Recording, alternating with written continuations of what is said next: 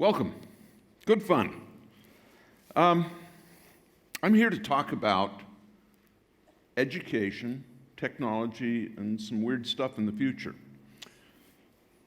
When you want to fix education, you might as well be tilting at a windmill. And I took a picture of this. I was in Holland the other day, and I thought it was really great because so many of today's problems are solvable, like cancer. But the forces of evil want to stop it. And who are the forces of evil? There is a constituency for the status quo, and they want to stop everything. They are so focused on bureaucracy, on process, that outcomes don't even seem to matter. And that's a real problem. There's a huge amount of change ahead, and we can choose to go down one road or another. The road of change and innovation, and disruption, and chaos, or we can go down the road of statism, of not changing, of continuing to worship the present. In the next 20 years, we will have some of the biggest intellectual wars that society has had since maybe the dawning of the Industrial Revolution. But let's get back to school a little bit. Nothing has happened. Our schools today are batch processed, industrialized, one size fits all. And that's wrong. It so doesn't fit what today's world is. School almost worked when I went to school. I thought school was really interesting because the alternative was watching the river flow and the corn grow. That's not what our students have today. They're different, very different. Like they can meet for coffee, and then they get together for dinner. And then they have fun at the museum, fun at the beach, fun at the game, and of course, fun at Grandma's. I just love her face. She is not amused. But here, I love kids. I really do. I have 8, and that's excessive, but that's another story. This is a picture of an fMRI. And this is the activity that's going on after a little bit of physical activity. So one is a very quiet, these are both while taking a test, incidentally. This is one after walking a little bit. Have you ever stopped to think that sitting in a classroom is wrong? Absolutely wrong. All of Paleo Man, where our brains were developed, we walked or ran 20 to 30 miles a day. That was when we were learning. And now we want to sit down. Schools today could save money, increase outcomes, simply by getting rid of the chairs. Throw them away. Anyway, that's another story. Passive no longer works. If you want to have good learning, it needs 5 principles. One has to be interactive. Very, very, good software that creates a path for decisions every 3 to 5 seconds. Why does it need to be active? Our brain is designed to not remember. Mind is very good at the way it was designed. But it's designed to not remember, because if you remembered everything that you saw, everything that you heard, you'd have information dripping out of your left ear. You have to be able to selectively remember. How do we decide what to remember? If we have to think about it, it pulls it off the page, pulls it off the environment, and you can start to remember it. So remember, active. Second, high speed. Why is it high speed? You want the person to be in the learning moment. What's the learning moment? The learning moment says that you can't think about anything else. You don't have time. The third is adaptive. Why does it need to be adaptive? Have you ever had a student who is slow? That's ... That means stupid. No. Well, it turns out that's a really bad metaphor. Slow, some people are just slower, but cognitively brilliant. Right now, they go through life thinking they're stupid because they run just a little bit slower. Our software has figured out that there's a whole bunch of people that are cognitively brilliant, but their clocks are a little bit slower. Change the clock. If I had an employee that was cognitively brilliant, and it took 23 days to solve a problem instead of 22, I would consider that be pretty good. Solving the problem is the most important. Spaced repetition is an important factor. The more you can repeat something, the more you embed the information into long-term memory. And you want mastery-based. That says you can't complete the lesson until you know it all, absolutely. It's real simple software. Now let's figure out how we, wrong button. This is another very interesting one. Like right now, since we're about 10 minutes in, most of you are not paying attention. Except, did you know that I just did a cheat? If I can get people to grin, laugh, I can re-engage them. Because laughing is kind of fun. You say, well, hey, he's a funny guy. Maybe he's going to get me to laugh again. And then you're going to pay attention. Anyway, school. This is a crushingly horrible data. What is school doing today? It's destroying creativity and curiosity, the number one thing you need. Horrible. My next company, I'm going to totally hire kindergartners. Some people believe that the way to fix education is to do this. It's not true. Little Johnny went to school. The teacher said, "Do you know the difference between ignorance and apathy?" He says, "No, but I don't know and I don't care." But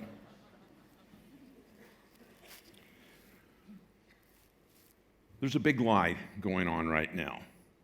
And big lies do not persist. And the big lie is qualify for college, graduate, get a great job. In the United States, only 40% of college graduates are able to get a job within 5 years in the field of their study. Wow.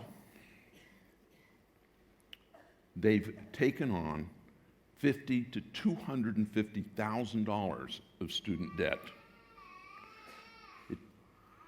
America has rediscovered indentured servitude.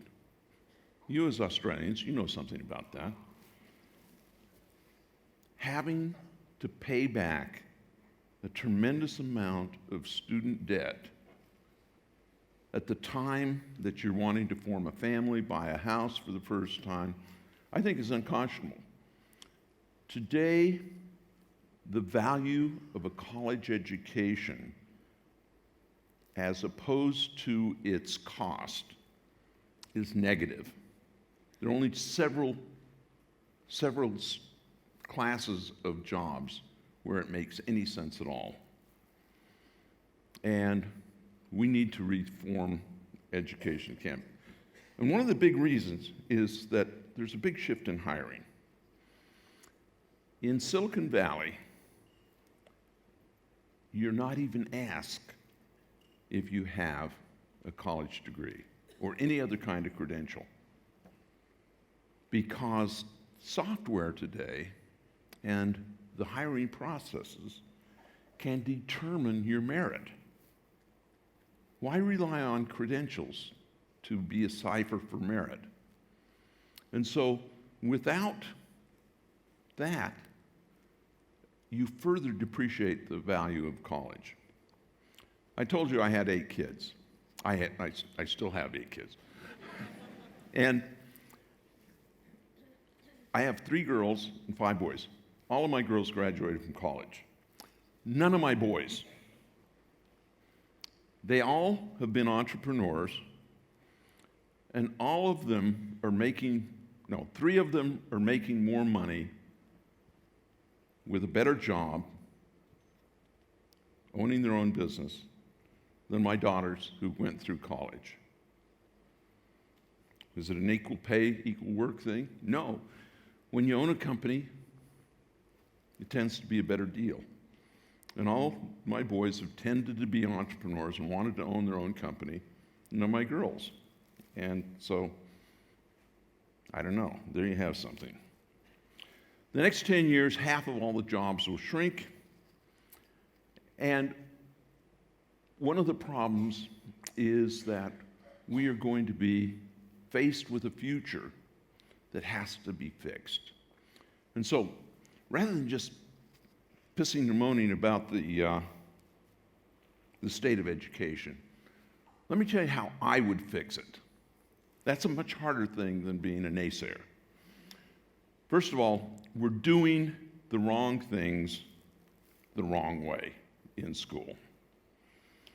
And the first rule, you'll know you'll have a good educational system when we totally get rid of grades and we totally get rid of grades.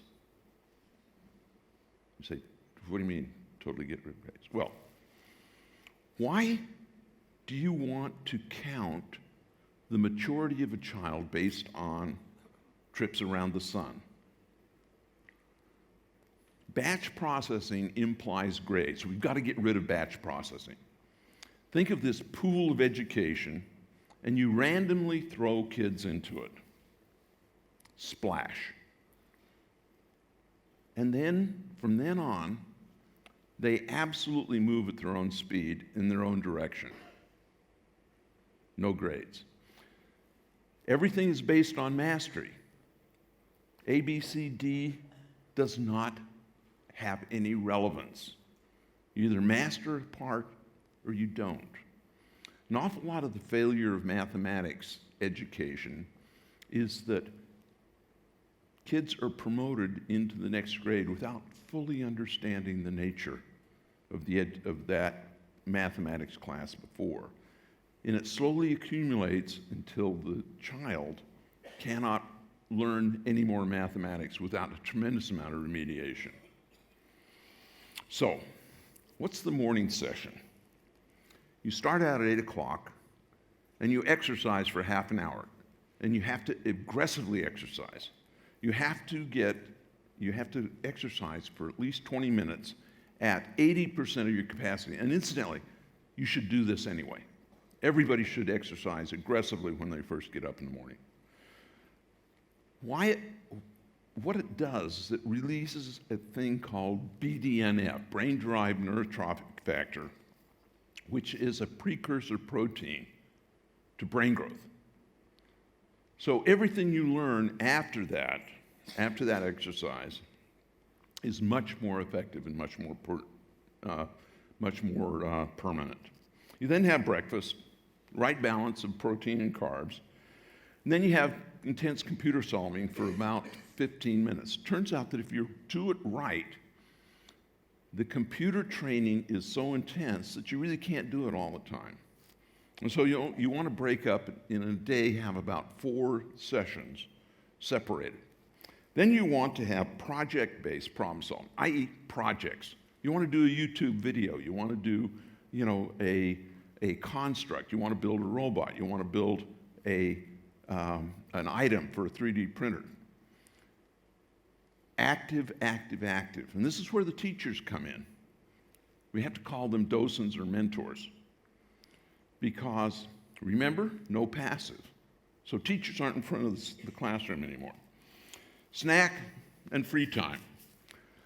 The snack should be oily fish, chocolate, and maybe green tea. Put it in a blender and... But those have the right kind of chemicals for good brain activity, and I think you should separate them, actually. And you keep doing it, and then you do lunch. I recommend a book by John Ratty called Spark. He was able to change outcomes in schools all over the Northeast, the United States, just simply by introducing exercise. Complete standard deviation higher between the exercise kids and the other. Okay, let's do the afternoon session. You start out after lunch with a nap.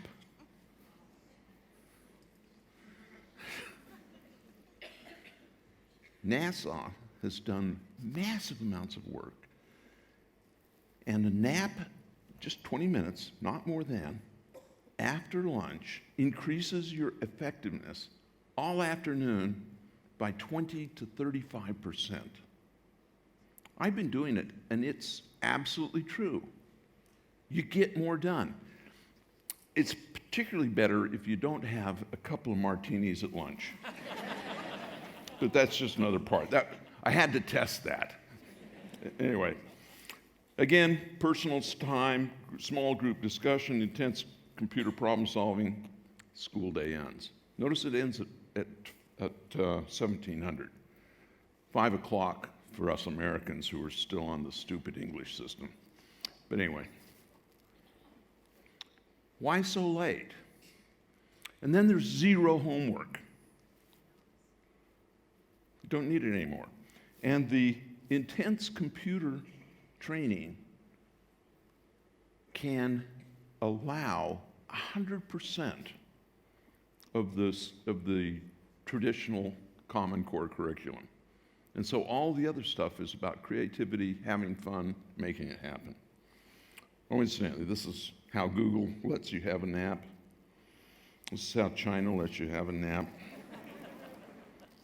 And this is how some other people have a nap. I have no idea where this is, but I really like the slide. Game playing. A good businessman, a good businesswoman, a good entrepreneur needs to be a game player. I generally don't hire people that are not either proficient in chess or Go. If you don't know Go, learn it. It's a really powerful game. Most of the executives in Japan know how to play Go. And it's a wonderfully complex and difficult game, but it's really good for your brain. And why? We want, as a business leader, as a creative person, to forward think our actions. These two games teach you to constantly forward think. 1, 2, 3, 5. If you're really good, 20 moves ahead. Good brain science, good outcomes. Now let's talk about Minecraft. Minecraft is maybe one of the solutions to our education problem. It teaches you a tremendous amount of data, physics, activities. If your kids aren't playing Minecraft, get them on it immediately. And then you will try to be getting them off from then on in. Because it's really seductive. The wonderful thing about games, and the horrible thing about games, is they create passion. That's the wonderful thing. But I think everybody needs to have multiple passions. How many of you have seen a Vsauce YouTube? Do you believe it is as good as I do? I think there's a couple of things. When I grew up, there was a show on Saturday afternoon called Watch Mr. Wizard. And it took a different scientific principle every week and had some experiments with it. And it was very good at forming who I am. Vsauce, this guy called Michael, does things on mathematics, physics, chemistry in a very understandable way. And everybody should take a look at those every once in a while. Oh, geez, I'm running out of time. And this is the old way, this is the new way. Many dropouts. I didn't realize I like this one. The problem is, this is much more funny in the United States, where people know who. And understand that the technology is going to fix everything. But the most important thing is to keep intense. When you're starting your company, don't hire dead people. Dead people have two big problems. They lack life, and they're in the box. You want to get people who are full of life, who are through of passion, who have a lot of fun in life, and who want to make a difference. And you want people that are out of the box in their thinking, in the way they deal with the life, and the way that they want to make the world a better place. Live people are better. Thank you very much. Intergalactic planetary.